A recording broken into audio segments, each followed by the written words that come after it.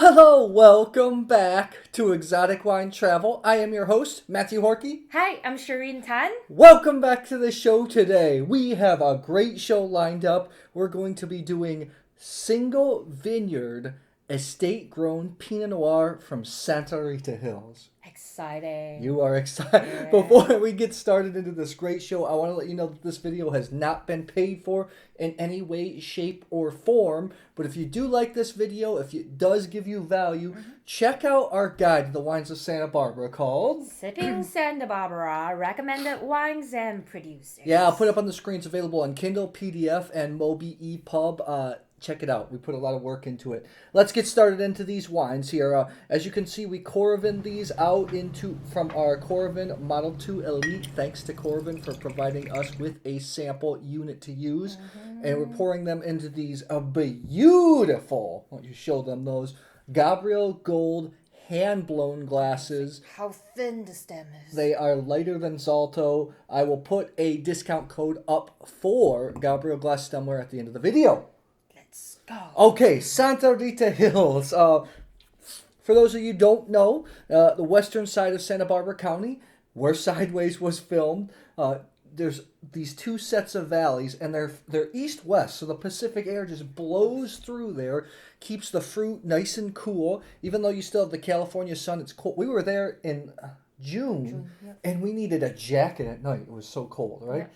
What do you like about Santa Rita Hills Pinot Noir? Personal preference, I usually find myself more interested in Santa Rita Hills Pinot Noir when compared to Santa Maria, because I find that it's usually Santa Rita Hills Pinot Noir is more structured, it's bigger, the tannins are more powerful. I also think at times that a lot of these wines need more aging than wines from other areas. We'll check it out. I'm interested to see because we have lots of great Santa Maria Valley Pinot Noirs to be tasting on the show too. Let's get started. The first one we have is the Ampelos Pinot Noir 2013. Row the correlation from the Ampelos vineyard. Their Ampelos vineyard, was the first in America to be certified organic, biodynamic, and sustainable farming. So we talked about, in Santa Barbara County, everyone has a few vineyards besides the bigger producers, but a lot of people are buying fruit from other vineyards. These are all fruit from these producers' own vineyards. Let's take a look at this. I am a big fan of Ampelos wines. Their son, Peter and Rebecca, are the owners, winemakers, and their son is the winemaker for the cult winery Sea Smoke. We like Sea Smoke as well. Let's give this a go. We have had the 2012. I have not had this vintage yet.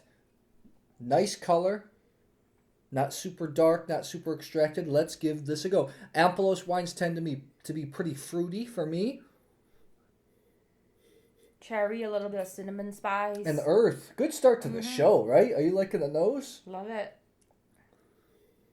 What cherry soda like? Yeah. Do you get a little perfume? In Santa Rita Hills, I get Cool Whip a lot. Like berries and Cool Whip. You know what I'm talking about? The whipped cream? It's not the first thing that comes to mind for me, but I see where you're coming from. Some earth perfume. Smells like nice Pinot Noir. You ready to give this a little bit of a taste? Some green herbs as well.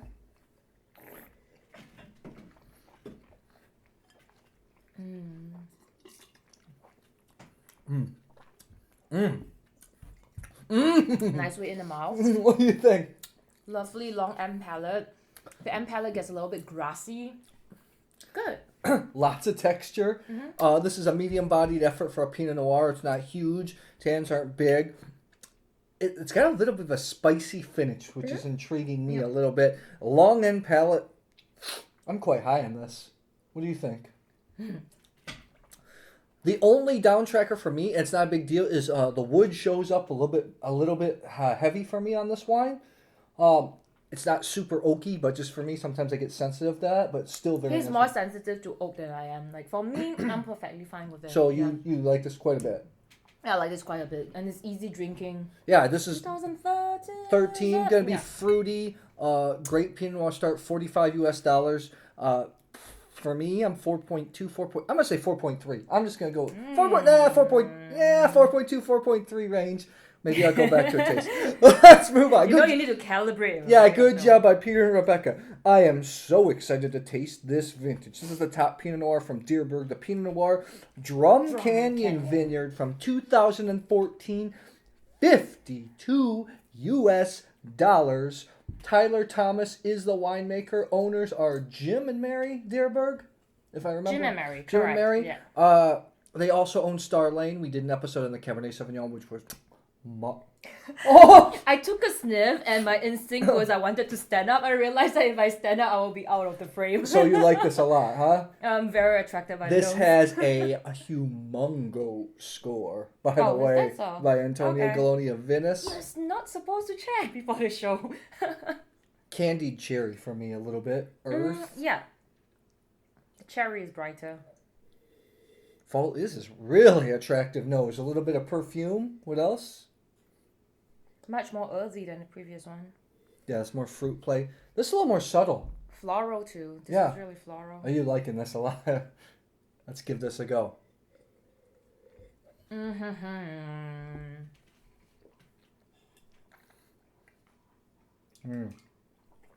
It has tannins, man.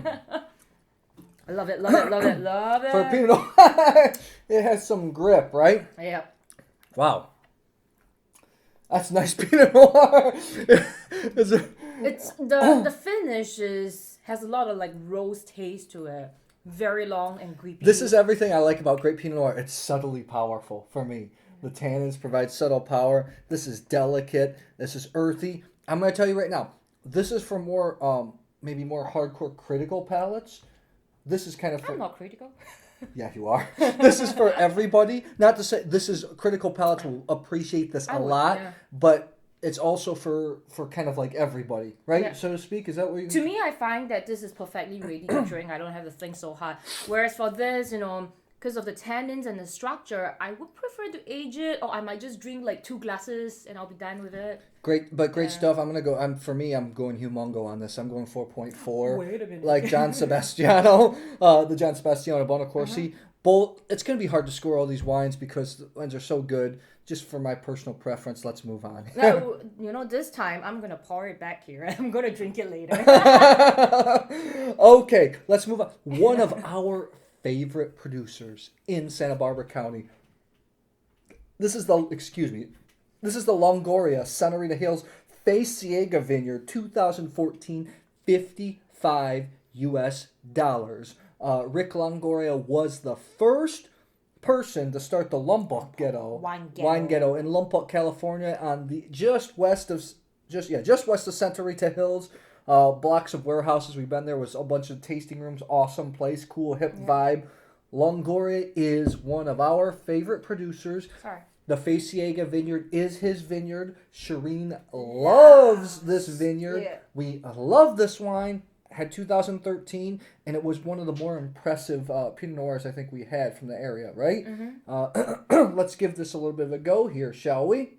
Brown sugar. Oh, it's exactly like I remember. His style, right? Yeah. A little bit of blueberry to it, Blueberry, actually. raspberry, cherry, strawberry for me. Spicy. Spicy? Yeah. Oh, this is nice. The brown spice comes... All fruit, earthy, brown spice. That's the distinguishing difference for me. Oh, you're loving this, right? Yeah. The fruit smells darker here. Rick Longoria is one of the veterans of Santa Rita Hills and of Santa Barbara County. And his wife Diana's lovely. If you're lucky, you'll see her in the tasting room. Let's give this a go.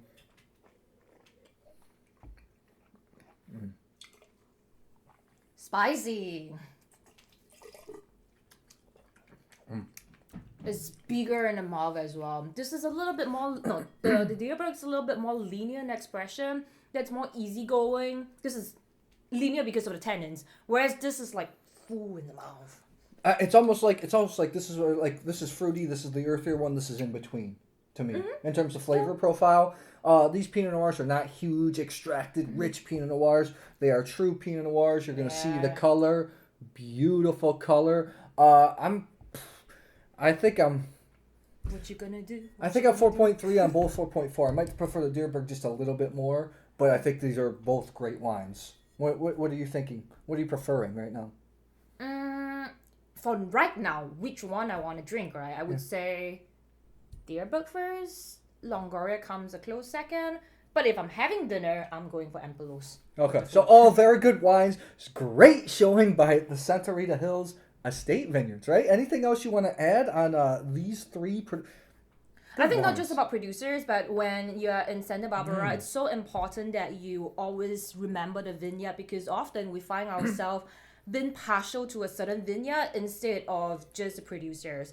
So it's important to follow the vineyard. And also, if you are really hardcore Pinot Noir lover like me, look out for the clones. Understand each clone. Ask the winemaker or the person in the tasting room, oh, what clones are you using for each bottle? You start to see a lot of patterns. Yeah. While you were talking, I was just drinking.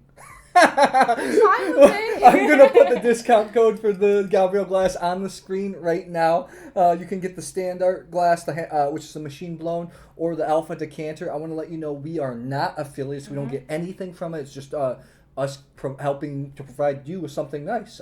Check out our guide to the wines of Santa Barbara, Sipping Santa Barbara. Check out these wines. I will put the links in the description box. These are 3 fantastic producers that you should be checking out.